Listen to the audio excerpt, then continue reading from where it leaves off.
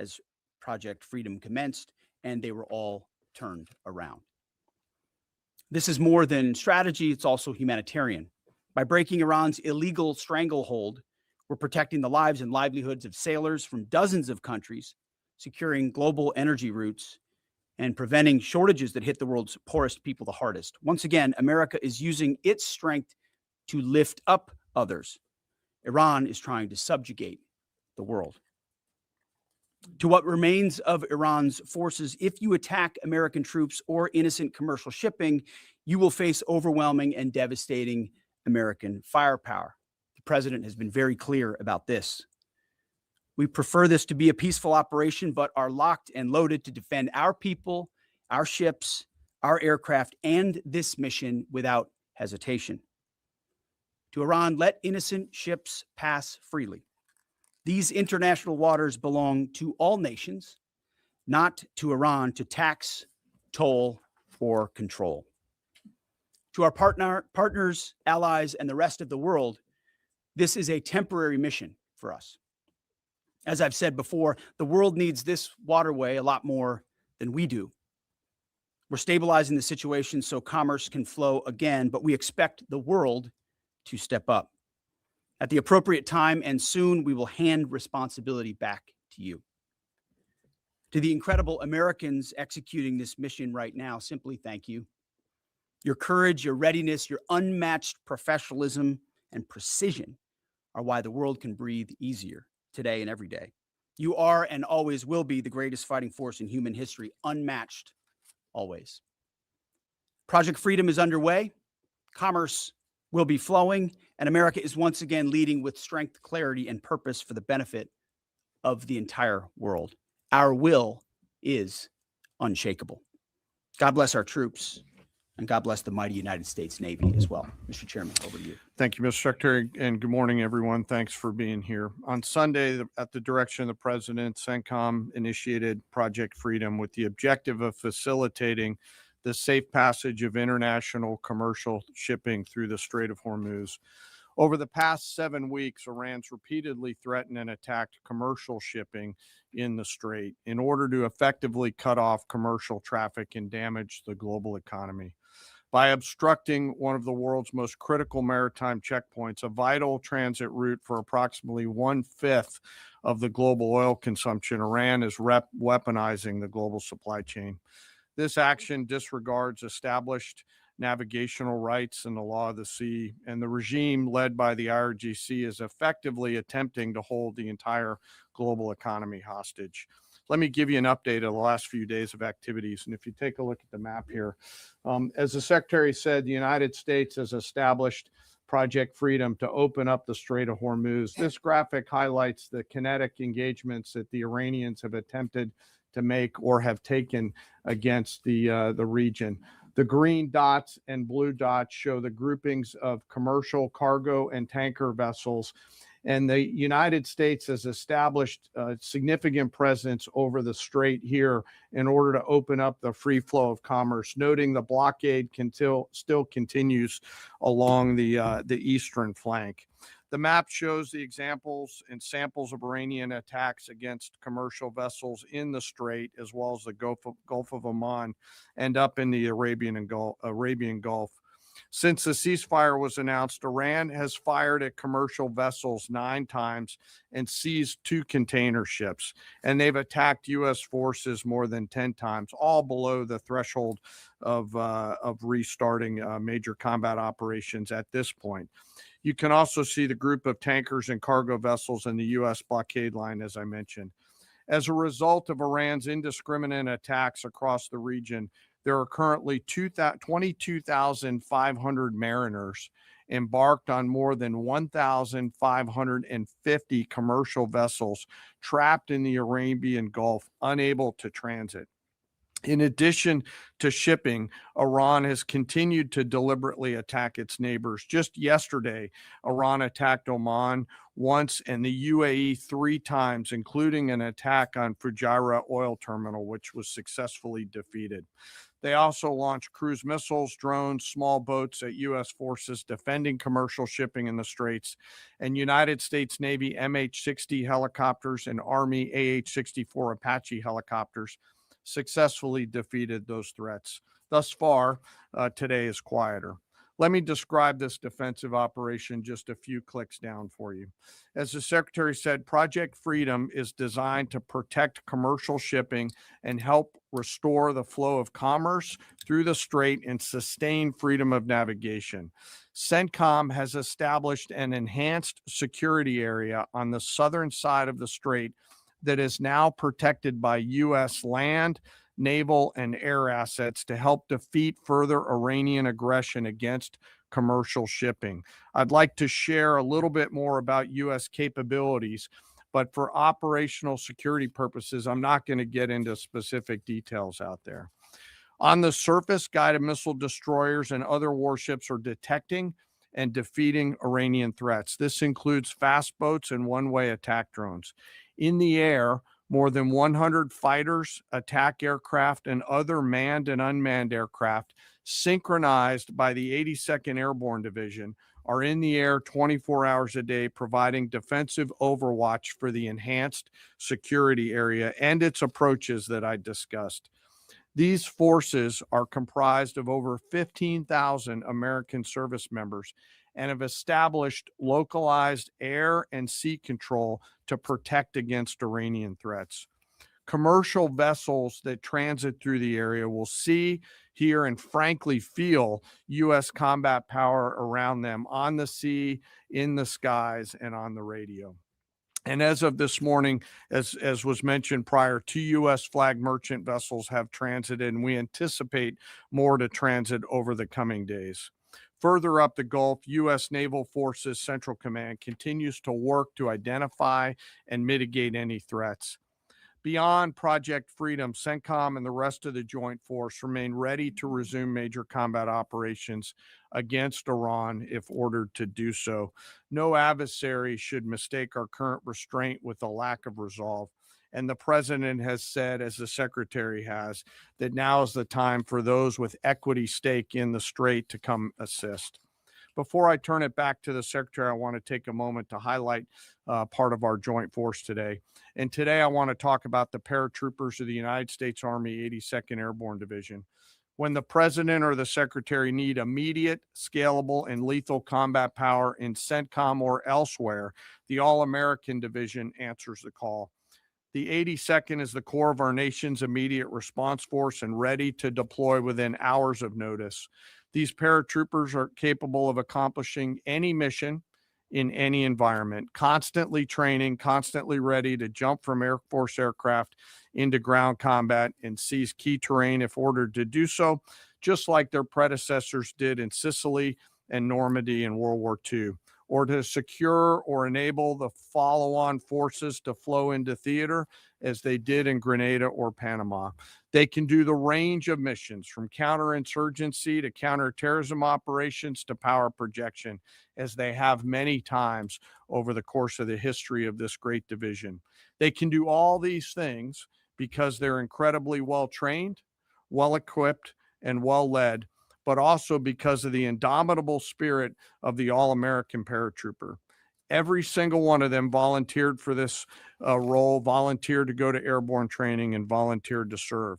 But this division is now more than just a formation that we use for forcible entries.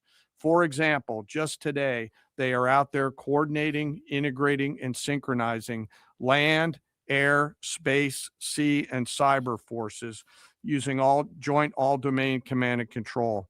They use next generation tactical networks that are AI enabled to augment intelligence and operations, and they seamlessly synchronize all of these effects and are doing so in support of Project Freedom as we speak. The relentless focus on technical innovation allows the commanders out there in the field to see, sense, and understand the opportunities that are in front of them, along with the associated risks, and make smart decisions out on the objective. With incredible courage, tenacity, and grit, they are going all the way every day. And whenever the nation calls on them, they are there to answer the call. We are grateful for their service and their leadership. Lastly, before I close, as I often do, I want to remember some of our fallen. Today, we remember Sergeant William Rivers, Specialist Brianna Moffett, and Specialist Kennedy Sanders of the 718th Engineering Company, U.S. Army Reserves, out of Fort Benning, Georgia. They were tragically killed on January 28th, 2024, when attacked by an Iranian-backed proxy force at Tower 22 in Jordan. We continue to carry on their memories. We remember their names. We remember their families. And the Secretary and I are deeply grateful for all of our deployed forces who are out there doing our nation's work. And sir, with that, I'll kick it back over to you. Very good. We'll take a few questions. Go ahead. Thank you. Alexandra Ingersoll, One America News. Do you assess, Mr. Secretary, do you assess what's left of this small boat fleet to be a significant threat or a nuisance to be managed? And then secondly, what is your message to critics who say that the U.S. doesn't have a strategy in this mission? Well, any threat needs to be taken seriously. And just like those 6 attack boats that the chairman mentioned were taken seriously and dealt with before there were any real threat to the American military vessels that they were approaching. And that is it. Small craft like that are all that Iran has left. Their ability to get close with a destroyer of the capabilities that we have is limited, but we're going to take it very seriously and kinetically, quickly. We're not going to allow a threat to gather. And I can tell you, even from just this morning, the strategy remains laser focused. In fact, what I think you see from Project Freedom is that we're not allowing ourselves to get distracted. This is a separate and distinct effort, temporary in nature, that we plan to hand over to the world. The world has expressed a desire to be a part of this, as is often the case, or maybe almost always the case. American leadership is required. So the president was willing to undertake this, send commercial ships through, send destroyers in, provide this red, white, and blue bubble of protection, and encourage the world to step up. Because ultimately, this waterway is, as I said, far more crucial to the rest of the world, and they need to have the ability to defend it. So I think this is a reflection of a laser-focused strategy, actually, right here. Morning, Mr. Secretary, Mr. Chairman. David Zia, Real America's Voice. I wanted to ask you of any of the fast boats that have been either sunk or identified, are there any armaments larger than, say, small, AK-47 type stuff, or any anti-ship cruise missiles identified? And my second question is, if there's a divide between the IRGC and Tehran, is there a way to get Tehran to agree to let us go after the IRGC that is doing these attacks without violating the ceasefire? Well, right now, anything coming at our crafts, regardless of what's on it, has to be defended against, and that's the case. I don't know what the exact armaments were on those fast boats. Small arms, nothing significant on the fast boats. Rifles or small machine guns. There were some small coastal cruise missiles shot down as well. So there's some frothiness in the beginning aspects of this that were dealt with very directly by our destroyers, and we're communicating both overtly and quietly to the Iranians to allow this defensive operation to happen on behalf of the world. There are some actions the IRGC takes sometimes that are outside the bounds of what maybe Iranian negotiators would like. That's their job to rein that in and ultimately create a condition for a deal, right? That's not something I talked about in these remarks, but that's happening in real time. Iran has an ability to make that deal. But what we're demonstrating with Project Freedom is they don't control the strait. I mean, we know Iran is embarrassed by the fact that our blockade is holding, and we can run ships through, and we're going to help the world run ships through. And if they hold it at issue, the whole world knows who's doing it. It's not us. We're willing to open it up. It's Iran, and that creates a dilemma for them. We hope they make a deal. Yes. Thank you, sir. My first question is for General Caine. Mary Margaret with the Daily Wire. You said that the attacks by Iran so far are below the threshold of restarting major combat operations. What is that threshold? And then for Secretary Hegseth, are there still concerns about mines in the strait? And can you kind of clarify these reports of kamikaze dolphins that we've heard about? I haven't heard the kamikaze dolphin thing. It's like sharks with laser beams, right? The threshold of restarting is a political decision above my pay grade. What I'll say is it's low harassing fire right now. It feels like Iran is grasping at straws to try to do something across the southern flank. To your question, David, their command and control structure remains very fractured, and I think they're struggling to maintain control down echelon at the edge. But it's still pretty low level kinetics at this point in time. And I can't confirm or deny whether we have kamikaze dolphins, but I can confirm they don't. Ultimately, any follow-on effort, if there are mines identified, would be something that some of our units could undertake or the world could undertake. But right now, we know we have a lane of safe passage that commercial shipping can flow through. Thank you, Secretary Hegseth. Last 24 hours or so, Iran's fired at us. We fired at Iran. Just going to ask you more directly, is the ceasefire over? No, the ceasefire is not over. Ultimately, this is a separate and distinct project. And we expected there would be some churn at the beginning, which happened. And we said we would defend aggressively, and we absolutely have. Iran knows that. And ultimately, the president's going to make a decision whether anything were to escalate into a violation of a ceasefire. But certainly we would urge Iran to be prudent in the actions that they take to keep that underneath this threshold. This is about the straits. This is about freedom of navigation. This is about international waterways. This is about free flow of commerce, all the things that happened before, and only Iran is contesting. So right now the ceasefire certainly holds, but we're going to be watching very, very closely. Absolutely. Secretary James, go ahead. Mr. Secretary, thank you. General, thank you. I want to first express my gratitude and admiration for the work you do and for everyone involved in our armed forces, and also for the accomplishments of Operation Epic Fury, which I think are too often dismissed too lightly. But those accomplishments don't obscure, I think, a central default that has occurred here, and I would like you both to address it. On the first day of this conflict, President Trump addressed the Iranian people directly and said, when we're finished, take over your government. It'll be yours to take. And then on the seventh day of the conflict, in a Truth Social post, the president said, quote, there will be no deal with Iran except, all caps, exclamation mark, unconditional surrender. What happens to that pledge to the Iranians? And when did the president decide to capitulate on his demand for unconditional surrender? Well, James, I wouldn't, you started out nicely, but you ended exactly where we knew you would end. The president hasn't capitulated on anything. He holds the cards. We maintain the upper hand, and Project Freedom only strengthens that hand. And so he will ensure that whatever deal is made or whatever end state is reached creates ensuring that Iran never has a nuclear weapon, which is number one, and he's been focused on that, and the deal and discussions are centered on that. And what the Iranian people take advantage of after the fact is up to them, and he's been very clear about that. And maybe you do it now, maybe it happens later, but ultimately he's also been clear, we're not going to entangle this into some nation-building project. Our objectives are clear. They've been pursued from day one.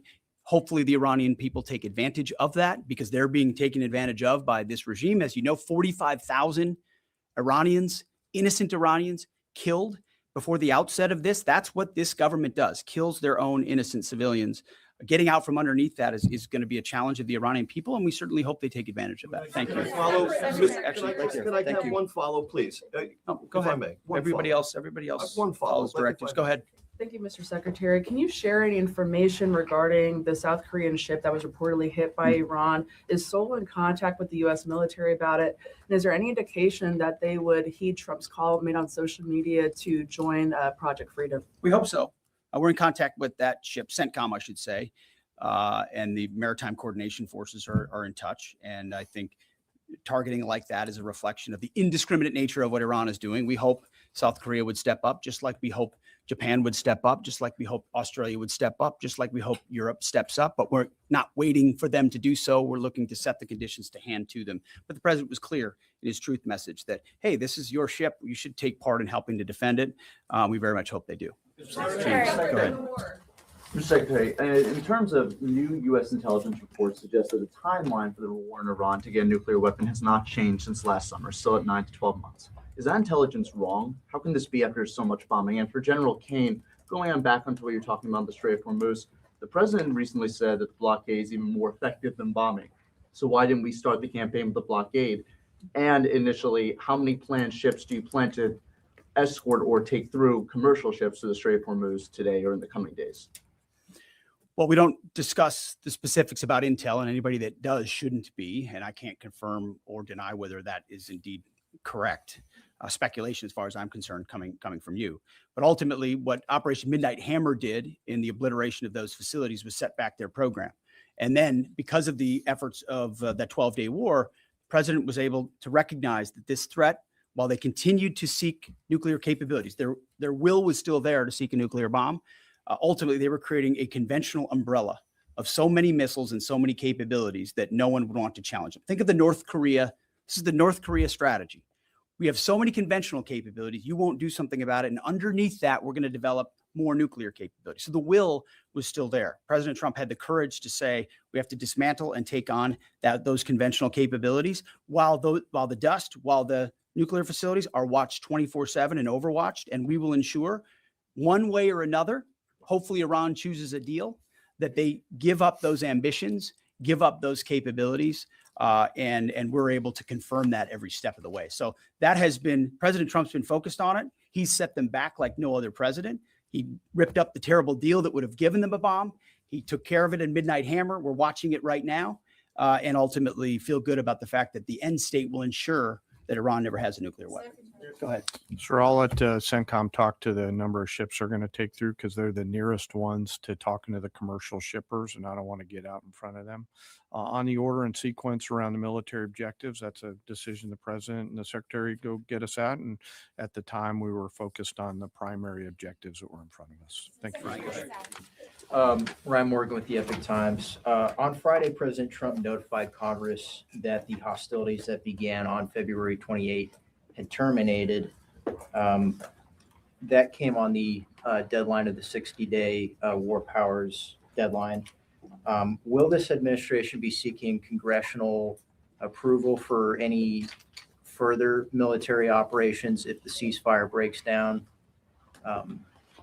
Our view is the one you described, that ultimately with the ceasefire, the clock stops. If it were to restart, that would be the president's decision. That option is always there, and Iran knows that, and that's why their choices in Project Freedom are important. The president retains the opportunity and the capabilities, more capabilities than we had at the start of this, to restart major combat operations if necessary. If Iran is not willing to follow through on its side of the bargain or make a deal, then the War Department is postured, locked, loaded, and ready to go. We hope it doesn't have to go in that direction, but Admiral Cooper and our forces are in a 3-point stance and ready to go. Yeah, last question. Thank you. Liam Cosgrove with Zero Hedge. In recent weeks, both Israeli Prime Minister Benjamin Netanyahu and Israel's head of Mossad have stated their intent not to cease combat with the Iranians. Netanyahu put this on Twitter. Israel's head of Mossad said Israel's goals are not finished until the Iranian government collapses. And so they're referring to the government that President Trump has brokered a ceasefire with and is working on a lasting peace in the region with. And so that's something many Americans, especially American farmers, are hoping he does get to a lasting peace. And so if President Trump is successful in that, and the Israelis are explicitly stating their intent to continue fighting at a later date, how can you ensure America doesn't get roped back into a war if that comes? And secondly, with Netanyahu comfortable tweeting something like that out, and also Netanyahu has continued bombing Lebanon despite President Trump I would explicitly say your telling him not question is to. based on the false premise that somehow President Trump is being pulled in by Prime Minister Netanyahu to any of these actions. And that's where you're going. Just to be clear, President Trump has led at every step of this based on his view of American interest and America first. And we're grateful that Israelis have been very capable partners at many steps of this. And they may have some objectives at times that are slightly different than ours. But there's only one hand on the wheel ultimately directing this, whether it's Project Freedom or previously Operation Epic Fury, and it's President Trump. So we're grateful for their input, their insights, the existential nature of the threat they face from an Iranian bomb, the capabilities that they can bring to that, but ultimately the coordination will happen with the leadership of President Trump. Thank you very much. I appreciate it. Thank you.